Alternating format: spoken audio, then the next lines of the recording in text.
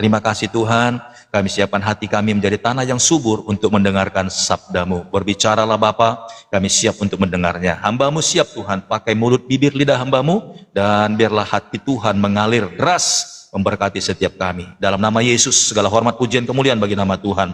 Haleluya, haleluya. Amin, amin, amin, amin, amin. Baik, saudara-saudaraku ini berkati oleh Tuhan, ya kita cepatin saja. Haleluya.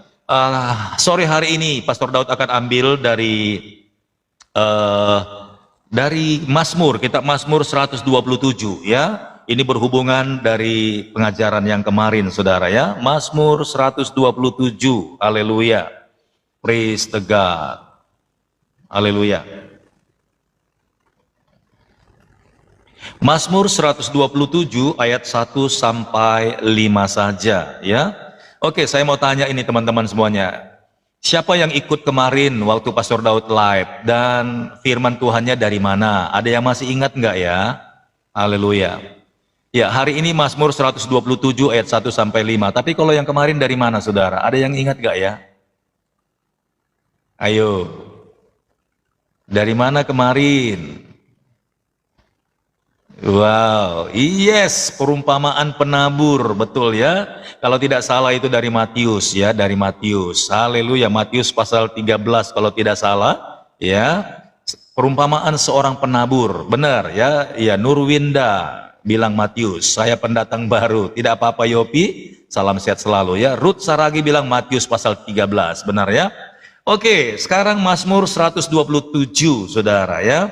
Kalau kemarin itu kita menjadi tanah yang subur, tetapi sekalipun tanah yang subur, kita rindu, kita ini tanah yang subur, ada yang tanah subur tapi bebatuan, ya, ada juga yang penuh dengan semak belukar, tetapi kita minta sama Tuhan bahwa benih unggul yang Dia taburkan itu adalah benih yang kuat, yang sesuai dengan kehidupan kita, saudara ya. Kita nggak bisa membuat dan mengada-ada hati kita ini tanah subur yang tanpa bebatuan, nggak ada, saudara ya. Kita tidak bisa mengada-ada hati kita ini tanah yang subur tapi tidak ada semak belukar, nggak ada. Semua kita ini ada semak belukarnya yang selalu menghimpit hidup kita. Ada bebatuan yang selalu menjadi tantangan ya, sehingga benih-benih itu harus penuh dengan perawatan khusus baru dia bisa hidup bertahan. Haleluya. Puji Tuhan saudara. Ya, Mazmur 127 ayat 1 sampai 5, judulnya berkat Tuhan pangkal selamat saudaraku ya.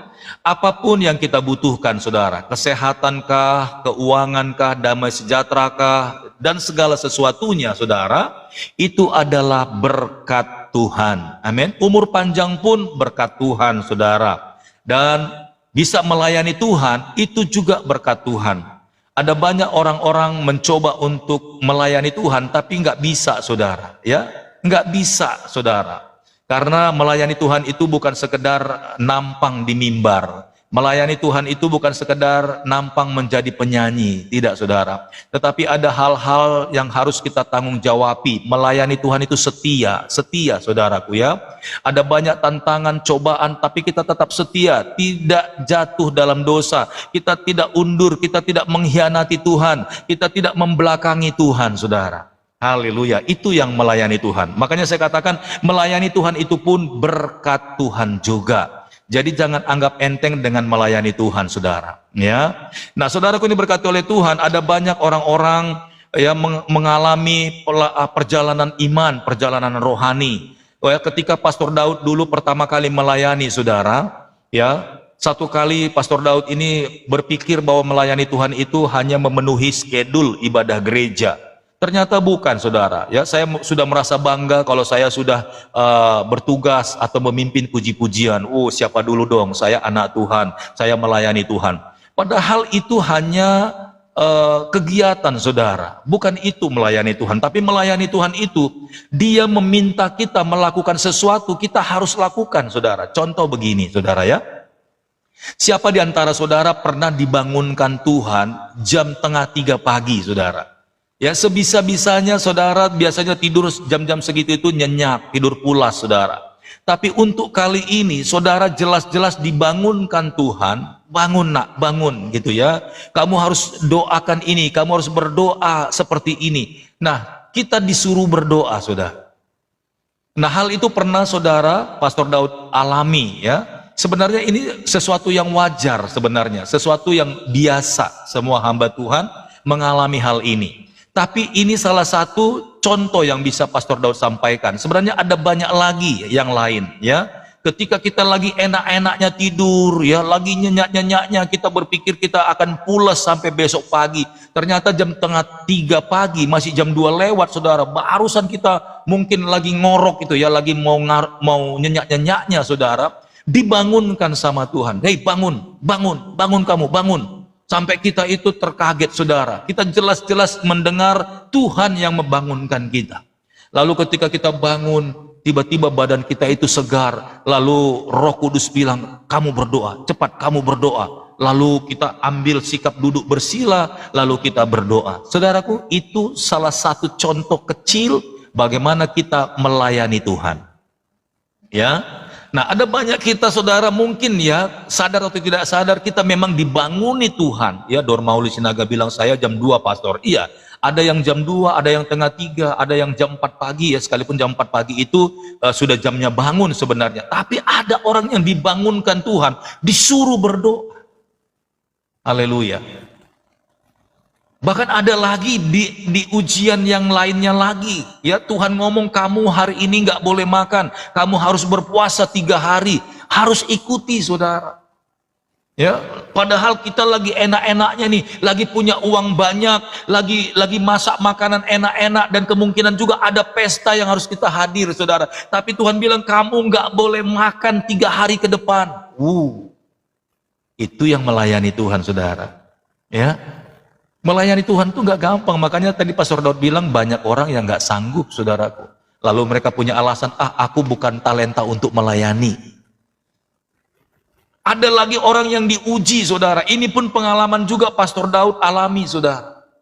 Ya, selama Pastor Daud bekerja waktu itu, ya, sekarang Pastor Daud sudah jadi full timernya Tuhan, sudah benar-benar jadi hamba Tuhan. Ketika Pastor Daud baru pindah ke Jakarta, Pastor Daud itu kerja di sebuah konsultan, saudara. Itu nama konsultannya itu PT Herda Carter, saudara, ya. Pastor Daud minum dulu.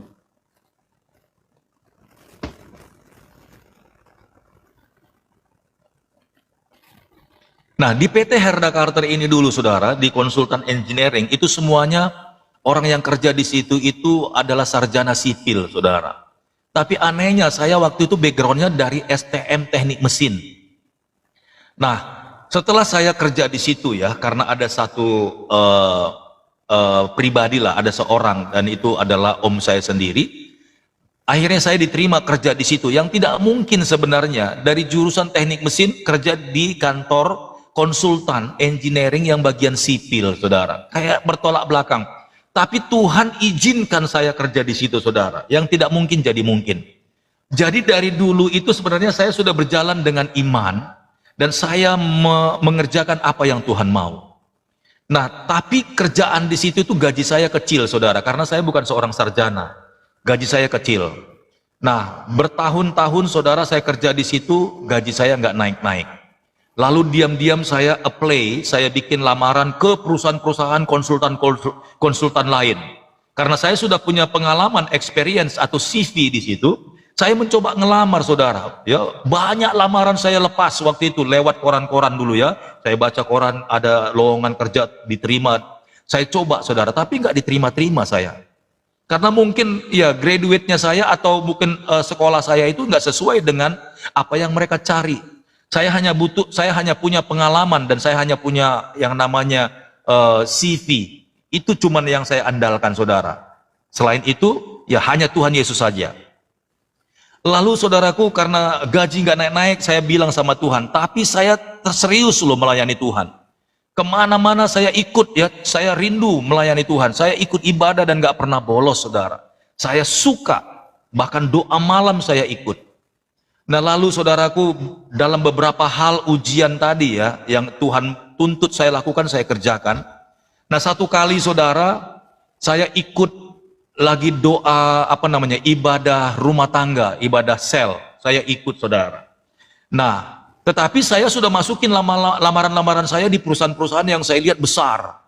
Ya, waktu itu ada di Mampang situ warung buncit, ada perusahaan konsultan juga ya. Itu namanya konsultan PT Puri Pajar Mandiri. Saya nggak tahu sekarang masih ada atau tidak dia, saudara. Nah, lalu saya kirim lamaran ke situ, udah berbulan-bulan nggak diterima. Pasti biasanya lamaran-lamaran yang dikirimkan itu kalau nggak diterima pasti dimasukin ke bak sampah, saudara. Karena dianggap ya nimbun-nimbun kertas lah gitu. Nah, pada malam itu ketika saya ikut ibadah sel, ibadah rumah tangga, waktu itu saya ikut di Tanah Abang, saudara. Nah, waktu itu saya tinggal masih di Depok. Tapi ke Tanah Abang saya datang loh, saudaraku. Ikut ibadah rumah tangga. Nah, dalam ibadah itu saya lagi asik dengar khotbah hamba Tuhan. Tiba-tiba Roh Kudus berbicara sama saya. Dia bilang, anakku, aku akan memberkati engkau. Sekarang nanti persembahan nanti, semua isi dompetmu itu kamu berikan, kamu masukkan ke kantong persembahan. Wih, saudara lihat, itu jelas sekali dia ngomong. Saya bilang, Tuhan bagaimana nanti saya pulang ke Depok, dari Tanah Abang ke Depok itu jauh.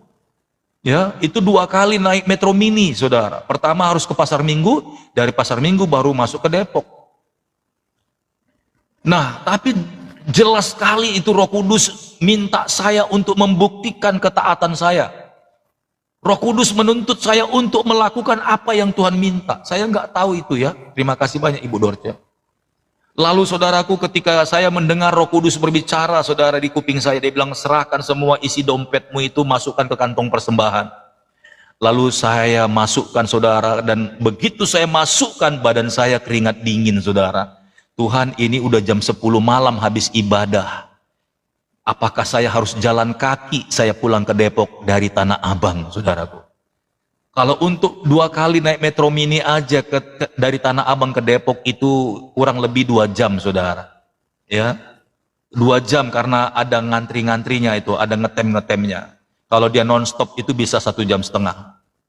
Saudara pikir saya nekat, saya kasih uang di dompet saya itu semuanya saya masukkan ke kantong persembahan, saudara. Saya bilang, ya Tuhan, kalau memang ini yang kau kehendaki dari saya, hambamu, saya akan persembahkan Tuhan. Tapi sertai nanti saya pulang ya, waktu saya jalan kaki pulang dari Tanah Abang ke Depok. Wih, ngeri, saudara. Saya kasih. Begitu saya cemplungkan di kantong persembahan ketika habis firman, saudara. Saya gemeteran, saya keringat dingin. Tuhan, selamatkan saya nanti, Tuhan. Saya udah pikir-pikir nih, saya pulang ke Depok jalan kaki, kalaupun sampai ini bisa nyampe jam 2 pagi, saudara. Wow, jalan kaki 4 jam. Mau betisnya melenyotan ya, itu nanti urusan Tuhan lah ya. Padahal besoknya saya harus kerja lagi. Nah, ketika saya nekat, saya berikan, saudara, persembahan itu, semua isi dompet saya. Ketika saya pulang dari rumah itu, nyampe saya di jalan raya, saudara. Dari Tanah Abang itu ke jalan raya, saya jalan kaki. Dan mujizat Tuhan terjadi yang pertama. Karena ketaatan saya, saudara, mujizat Yesus terjadi. Apa itu? Tiba-tiba ada mobil Mercedes Mercy, saudara, yang kotak. Itu waktu itu mobil baru, saudara. Itu mobil Mercedes, ketika saya jalan kaki menuju pulang dari Tanah Abang itu mengarah ke Karet, kalau ada teman-teman yang tahu ya. Saudaraku, tiba-tiba mobil itu berhenti di samping saya. Dan dia bertanya begini, Pak, mau tanya dong, Pak. Saya lagi cari alamat, saya nggak tahu tempatnya. Saya nggak tahu Bapak itu dari mana ke mana, saya nggak tahu. Saya bilang, Bapak mau ke mana? Lalu Bapak itu bilang begini, saudara. Saya sedang menuju ke Depok, Pak. Saya nggak tahu alamatnya. Wih, saya bilang, saudaraku, ke Depok? Iya. Coba kasih tunjuklah. Saya kebetulan lagi mau cari rumah di situ. Saudara, nekat, saudaraku. Ya. Lalu saya bilang, ya udah Pak, kebetulan saya lagi mau ke sana, nanti saya antarin aja. Saudara lihat, ketika saya mengucapkan alamat itu, saudara, dia bilang, ya udah Pak, naiklah, nanti saya antarin Bapak pulang. Bapak tinggal di Depok? Iya, kebetulan ini, katanya begitu. Nah, saudaraku, ini berkati oleh Tuhan.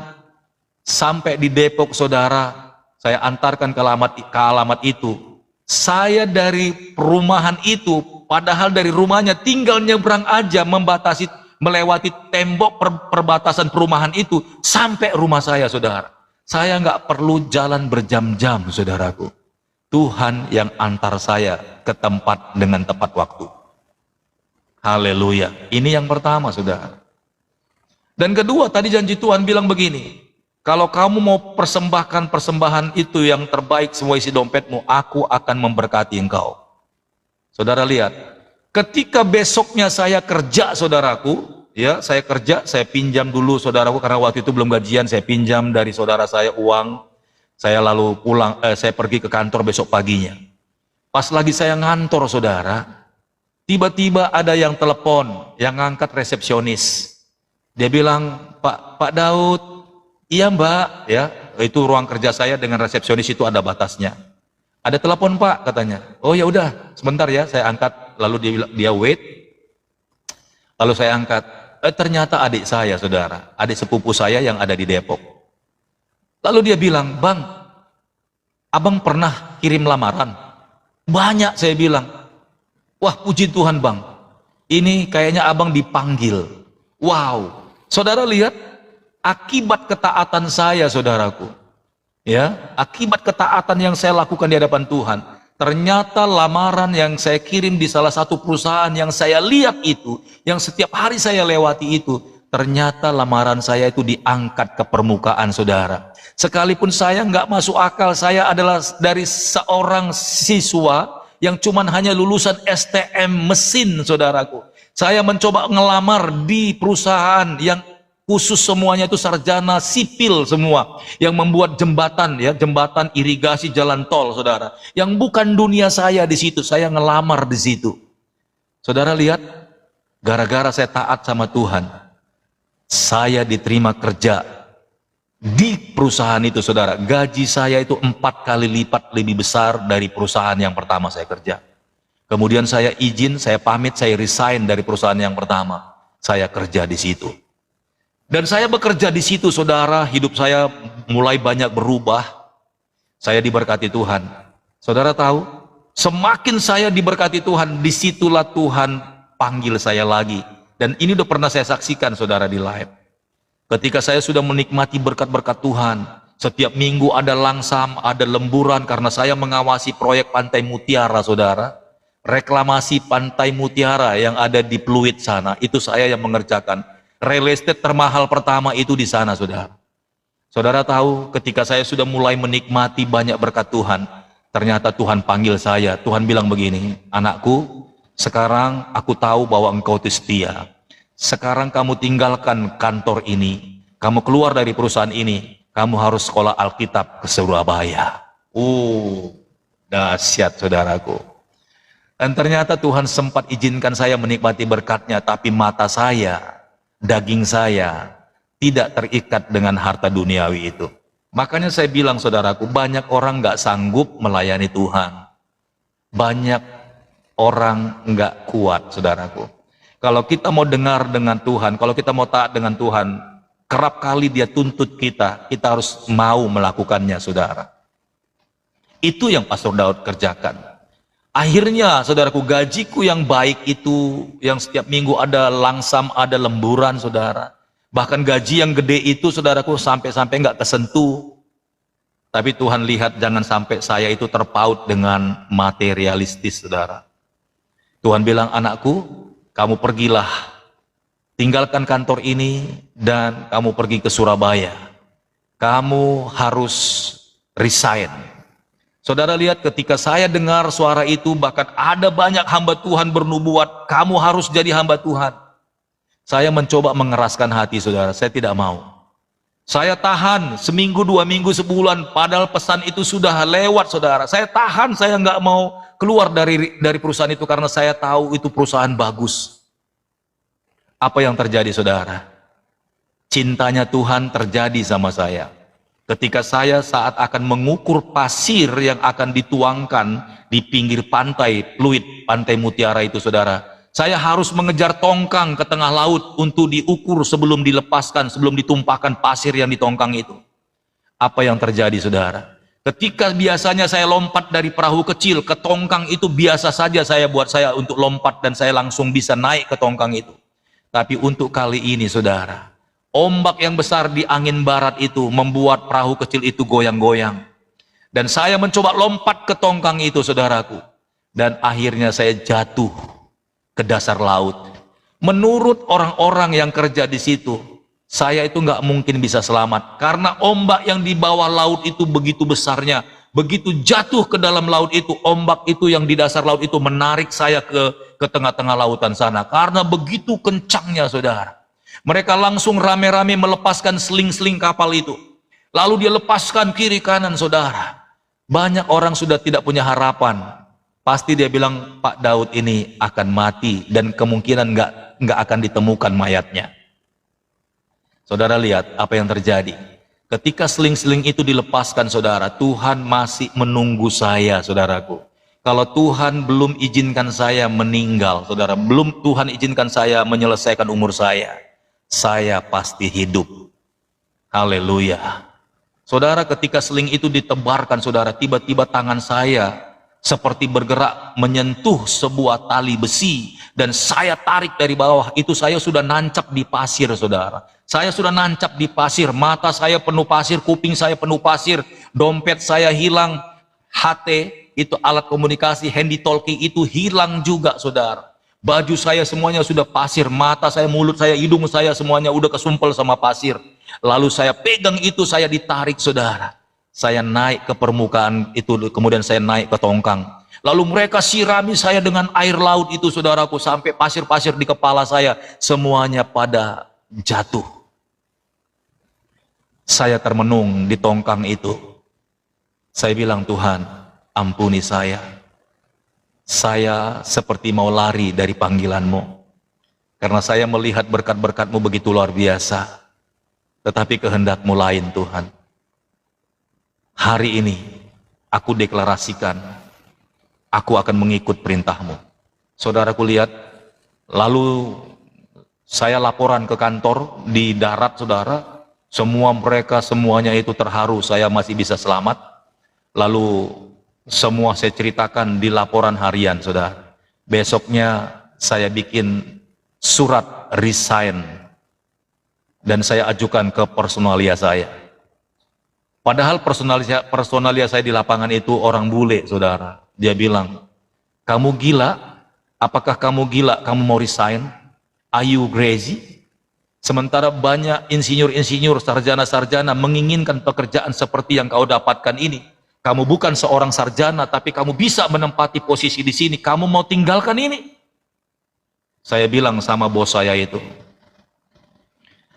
saya percaya kalau Bapak ketika akan pergi dan datang ke kantor, bahkan bekerja, Bapak berdoakan. Oh yes, I always praying every day, every morning. Before I go to my office, I always pray. Dia bilang sebelum saya kerja, setiap pagi saya berdoa agar Tuhan memberkati saya.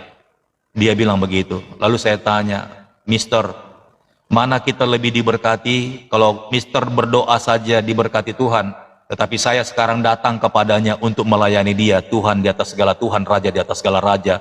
Saya mau datang melayani dia. Mana kita lebih diberkati? Dia kaget, saudara. Dia bilang, yes, I believe. Kamu yang lebih diberkati Tuhan. Sebab kamu melayani dia. Saya berdoa diberkati, tapi kamu datang melayani dia, kamu diberkati Tuhan. Saya bilang, baiklah, terima kasih banyak. Izinkan saya pamit dari kantor ini. Saya resign, saya mau pergi ke Surabaya untuk sekolah Alkitab. Haleluya. Saudara, hari itu juga saya resign. Setelah saya resign, saya pergi sebentar ke site, ke pinggir bibir pantai itu. Di sana ada batu-batu yang dibuat oleh kontraktor ya, namanya itu tripod ya, batu berbentuk yang segitiga itu. Saya duduk di situ, saya menatap ke proyek. Saya nangis juga di situ. Tuhan, terima kasih banyak. Engkau telah menyelamatkan aku. Sampai hari ini, Tuhan, inilah terakhir aku bekerja. Berkati semua teman-temanku yang ada di proyek ini. Berkati mereka, Tuhan. Saya akan pergi ke Surabaya. Saya akan menunaikan tugas seperti apa yang Tuhan mau. Pimpin saya, Tuhan. Haleluya. Saudaraku yang berkati oleh Tuhan, saya tinggalkan kantor itu. Kemudian saya pergi ke Surabaya. Saya ambil sekolah Alkitab. Itu pendeta Lubis itu kakak kelas saya itu. Itu kalau saudara lihat dia lagi live doa kesembuhan juga. Dia pasti kenal dengan Pastor Daud. Dia dulu itu kakak kelas saya, satu level ya. Itu di sekolah Alkitab Surabaya, GPPS Surabaya, ya. Dulu namanya SES, Sekolah Alkitab Surabaya. Itulah melayani Tuhan itu pun adalah berkat Tuhan. Amin ya. Jadi jangan pernah mau sungkan-sungkan melayani Tuhan, saudara. Kalau dia yang pilih saudara, iya, Risuli Lubis itu, ya. Dia dulu kakak kelas saya itu. Haleluya. Berkat Tuhan pangkal selamat. Jadi kalau Tuhan sudah menunjukkan berkatnya bagi kita, maka saudara, kita harus percaya bahwa kita diselamatkan sama Tuhan. Saya baca ayat yang pertama. Jikalau bukan Tuhan yang membangun rumah, sia-sialah usaha orang yang membangunnya. Ya. Kalau kita yang mencoba desain masa depan kita, saudara, apa yang kita pikir bagus buat kita, di hadapan Tuhan itu sia-sia, saudara. Makanya banyak orang kecewa. Tapi berbahagialah orang yang mengandalkan Tuhan, saudara. Sepertinya nggak berbentuk perjalanan hidupmu, tapi Tuhan sedang atur. Anak-anakmu sedang Tuhan atur. Bisnismu sedang Tuhan atur. Sampai nanti suatu ketika kita disuruh lihat ke belakang sama Tuhan. Wow, Tuhan terima kasih banyak. Ternyata aku baru tahu perjalanan hidupku seperti ini ya Tuhan.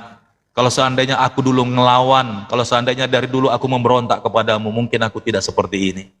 Terima kasih Tuhan.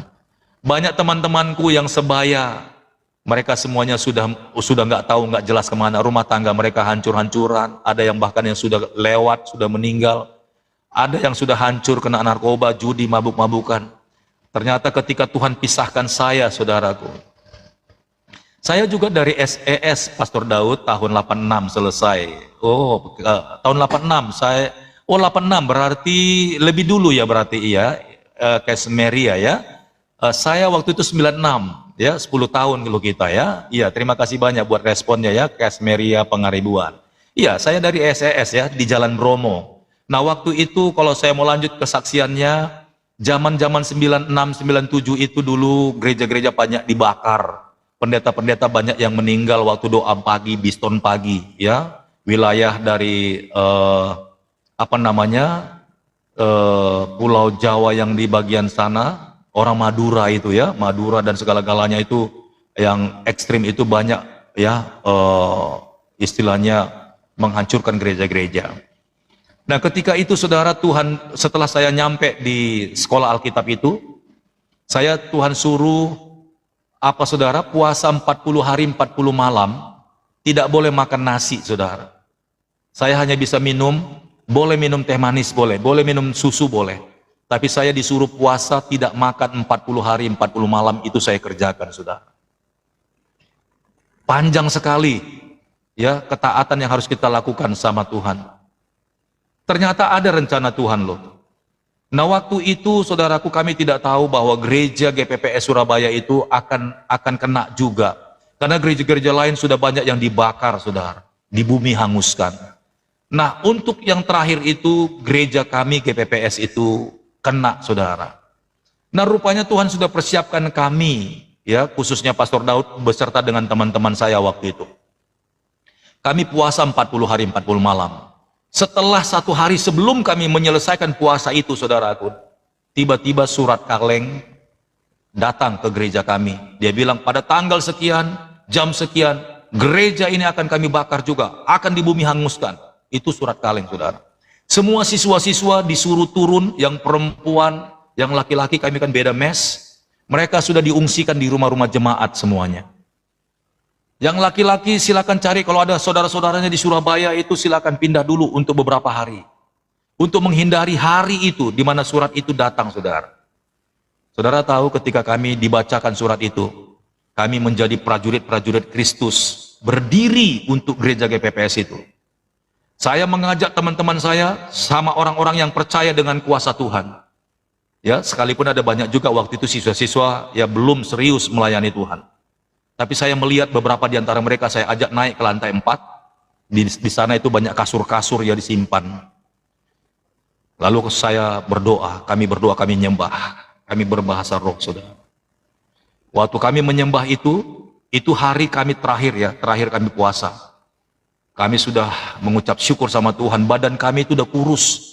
Jari-jari saya itu, jempol ini udah kayak kelingking, saudara, kecil.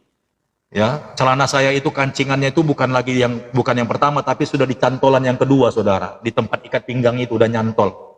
Jadi udah miring celananya, saudara. Ketika kami menyembah waktu itu, kami berdoa. Tuhan, kami berdoa. Kami tidak mau gereja kami ini, Tuhan, dibakar, Tuhan Yesus. Kami minta pertolongan-Mu. Tiba-tiba Roh Kudus datang, saudara. Roh Kudus berbicara kepada kami. Lalu saya bilang begini, saudara-saudaraku, saya merasa hadirat Tuhan melingkupi kita semuanya. Siapa di sini yang dapat pesan Tuhan? Ayo sampaikan. Tiba-tiba yang satu bilang, ya kita saat ini diberikan Tuhan karunia-karunia roh, kuasa-kuasa seperti nabi-nabi. Ada yang seperti Nabi Elia, Nabi Musa, ya Yosua, pokoknya Daud, semuanya kuasa-kuasa yang Allah berikan kepada mereka. Saat ini juga kita minta sama dia. Saya bilang benar, itu Tuhan bilang sama saya juga. Sekarang kita minta pengurapan Nabi Elia, pengurapan Nabi Elisa, pengurapan Nabi Musa. Kita doa, saudara. Lalu kami berdoa sepakat. Yuk sama-sama kita sepakat. Lalu semuanya berdoa sama-sama satu roh, saudara. Tuhan, kami berdoa, kami minta awan yang ada di Pulau Jawa, semua yang ada di sepanjang Pulau Jawa dari DKI Jakarta sampai ke Jawa Timur, kumpulkan Tuhan di atas gereja ini. Saudara tahu? Haleluya. Setelah kami berdoa tepat pada tanggal yang ditentukan, saudara. Tanpa kami sadari ketika kami malam-malam itu, saudaraku. Haleluya. Itu awan menutupi seluruh Jawa Timur, khususnya di Surabaya, di atas gereja itu. Dan dari malam itu sampai besok pagi, hujan deras, sederas-derasnya. Tidak sebiasa-biasanya gereja itu banjir, saudara. Hari itu banjir. Dan tidak jadi gereja itu dibakar. Sampai hari ini. Haleluya. Puji Tuhan, saudaraku. Ternyata kalau kita mengikuti perkara-perkara yang Tuhan suruh, ada sesuatu yang dia mau lakukan di sana, saudara. Makanya di ayat yang pertama ini, jikalau bukan Tuhan yang membangun rumah, sia-sialah usaha orang yang membangunnya. Jikalau bukan Tuhan yang mengawal kota, sia-sialah pengawal berjaga-jaga. Kalau ada orang-orangnya Tuhan, satu orang saja di mana dia berdiri, dipastikan tempat itu dalam urusan Tuhan. Sekali lagi saya ulang. Kalau ada satu orang saja orang-orangnya Tuhan berdiri di mana dia berdiri di tempat itu jadi urusan Tuhan. Kalau ada orang-orangnya Tuhan berdiri dalam satu keluarga, keluarga itu sedang punya masalah. Kalau ada saja satu orangnya Tuhan di situ, dipastikan Tuhan akan berperkara atas rumah tangga itu. Makanya Niniwe dan juga Sodom dan Gomora, Yesus Tuhan Allah berkata kepada Abraham, kalau ada saja sekian di sana, saya nggak jadi hancurkan kota Sodom dan Gomora. Lalu Abraham tawar lagi, kalau sekian gimana Tuhan? Kalau segitu pun tidak akan saya hancurkan kota Sodom dan Gomora. Lalu Abraham hitung-hitung lagi. Dia hitung-hitung nggak nyampe. Kalau segini gimana Allahku? Jehovah Rafa, Jehovah Jireh menjawab, kalau segitu pun kalau ada di sana, aku tidak akan hancurkan Sodom dan Gomora. Lalu Abraham hitung-hitung cuman ada sekian, Tuhan, ampunilah kiranya. Lalu Allah berkata, aku akan hancurkan Sodom dan Gomora. Sekarang pergilah. Panggil, ajak semua keluargamu itu, Lot dan istri dan anak-anaknya. Karena aku sudah tidak punya waktu lagi, Tuhan bilang. Lalu Abraham, saudaraku, dia pergi ke Sodom dan Gomora. Dia bilang, cepat keluar. Karena sudah tidak ada waktu lagi. Kota ini akan dihancurkan sama Tuhan. Keluar. Bawa mantumu, bawa anak-anakmu, bawa semuanya apa yang bisa kau bawa. Tapi karena sudah darurat, saudaraku, Lot bilang, saudara, itu keponakannya Abraham, ayo istriku cepat bawa anak-anak, udahlah nggak usah pikirkan lagi tanahmu, nggak usah pikirkan lagi emas perakmu itu, nggak usah pikirkan lagi semua yang kau simpan di situ, nggak usah pikirkan lagi utang yang dipinjam sama orang di sana, nggak usah lagi, sudah cepatlah, cepat lari, lari. Saudara lihat ketika sudah kelihatan ada awan gelap dan juga angin berkecamuk di atas daripada Sodom dan Gomora itu, saudaraku, Lot dan keluarganya keluar dari kota itu, tapi istri Lot tidak kuat, saudara. Istri Lot itu melihat historinya, sayang sekali ada emas berlian dan perak permata di situ kusimpan. Ada 1 miliar yang diutangin orang belum kutagi, Bapak. Lot bilang, cepat berlarilah, tinggalkan tanah itu, cepat berlari, tinggalkan. Namun istri Lot nggak kuat, saudara. Dia menatap ke belakang. Jadi patung garam, saudara. Haleluya. Kalau ada satu orang saja, orangnya Tuhan, di kantor muka, di ladang muka, dimanapun itu, dipastikan Tuhan akan berurusan dengan tempat itu. Haleluya. Praise the Lord. Haleluya, ya. Ayat yang kedua, sia-sialah kamu bangun pagi-pagi dan duduk-duduk sampai jauh malam dan makan roti yang diperoleh dengan susah payah, sebab ia memberikannya kepada yang dicintainya pada waktu tidur. Itulah orang yang dengar-dengaran dengan Tuhan. Haleluya. Kadang memang mengikuti jalan Tuhan itu deg-degan, saudara. Kadang dia bilang, udahlah anakku, kamu tidur aja, tenang, biar aku yang ngurusin. Kadang-kadang saya disuruh bangun, lakukan ini, saya yang ketakutan, saudara. Tapi kadang-kadang dia bilang, udahlah, kamu tidur aja. Nggak usah pusingin orang itu, nggak usah pusingin mereka itu. Udah, kamu tidur aja. Tapi berapa banyak orang, Tuhan nggak suruh pikirin manusia-manusia itu. Tuhan nggak suruh ngurus-ngurusin orang-orang seperti itu. Saudara urusin juga kan. Makanya kita jadi bermasalah. Padahal Tuhan bilang, udah kau diam di sini, diam. Kau di sini bikin mesbah aja di kamarmu ini, ajak anak-anakmu. Nggak usah urusin yang di sana-sana itu. Ada kalanya begitu, saudara. Ada kalanya kita disuruh diam. Kau diam aja, cukup diam di situ, biar aku yang berperang ganti kamu. Haleluya. Tapi kadang-kadang kita nggak tahan kan, merasa sosial, kita urusin orang. Ya, kita mulai atur-atur orang, pokoknya begini, akhirnya kita dapat masalah, bukan?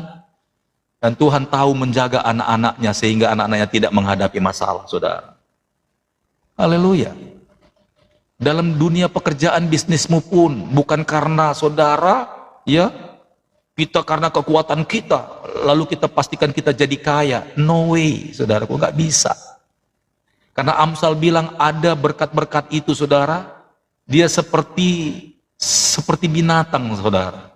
Ketika kita mau ambil dia, tiba-tiba dia punya sayap, dia terbang, nggak dapat dijangkau. Tapi ada orang yang nggak perlu kerja keras. Tuhan membukakan berkat-berkat baginya. Keren banget, saudara.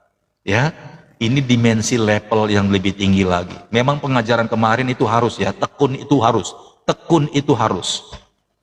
Tetapi kita harus dengar-dengaran sama Tuhan sampai dia bilang, makanya tadi saya bilang, kalau Tuhan suruh kau kerja 24 jam, kerja, ikutin maunya Tuhan.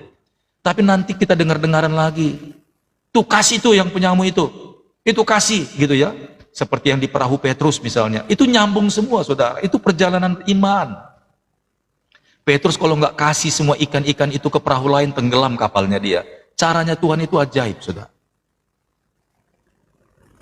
Kemudian di season lain lagi dia bilang, udah kamu nggak usah berbuat apa-apa, kamu diam aja, tenang aja situ. Udah tidur, kamu tidur aja. Besok sudah beres itu, beres, saudaraku. Haleluya. Ya, lihat ini, sebab ia memberikannya kepada yang dicintainya pada waktu tidur. Ayat yang ketiga, sesungguhnya anak-anak lelaki adalah milik pusaka daripada Tuhan, dan buah kandungan adalah suatu upah. Nah, ini buat teman-teman semuanya yang belum punya anak, yang belum hamil-hamil, ya. Ini pegang ayat yang ketiga ini. Sesungguhnya anak-anak lelaki adalah milik pusaka dan daripada Tuhan, dan buah kandungan adalah suatu upah. Upah itu apa? Kalau ada upah, ada kerja. Makanya ikutilah apa yang Tuhan perintahkan. Ya, ketika Pastor Daud tadi disuruh ini, itu saya bekerja loh untuk Tuhan. Kalau saya bekerja untuk Tuhan, kalau secara hukum dunia, ya Tuhan wajib memberikan upah bagi saya. Saya bekerja untuk Tuhan.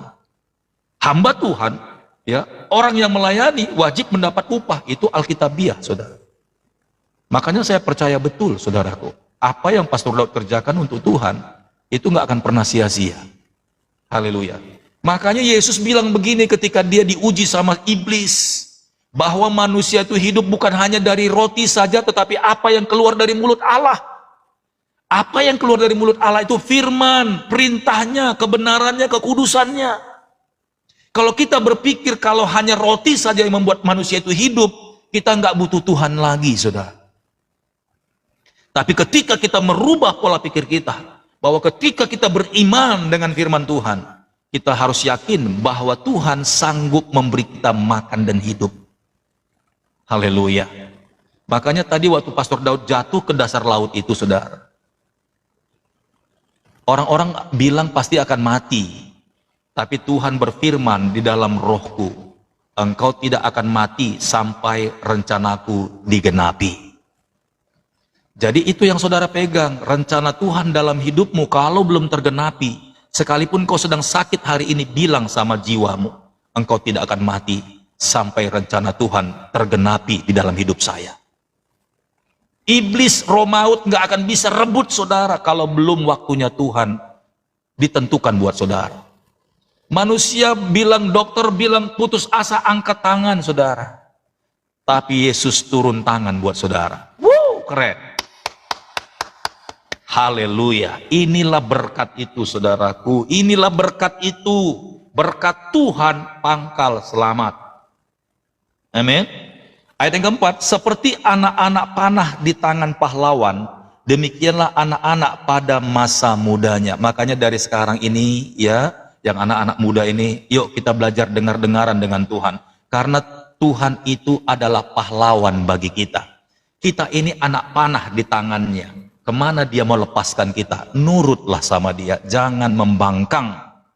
Jangan memberontak. Sekalipun sepertinya kelihatan berat, sedih ya. Sedih, ujian banyak gitu ya. Jangan memberontak. Bilang sama Tuhan, Tuhan, aku tetap akan setia. Aku akan tetap Tuhan setia ikut Engkau Tuhan Yesus. Haleluya. Ya. Ayat yang kelima, berbahagialah orang yang telah membuat penuh tabung panahnya dengan semuanya itu. Ia tidak akan mendapat malu apabila ia berbicara dengan musuh-musuh di pintu gerbang. Akan ada masa dan waktunya, saudara, kita dimuliakan Tuhan. Haleluya, haleluya, praise the Lord. Terpujilah Tuhan, Bapa kita yang baik. Sampai di sini renungan firman Tuhan. Hampir jam 4, luar biasa saudaraku ya. Tuhan Yesus baik, haleluya.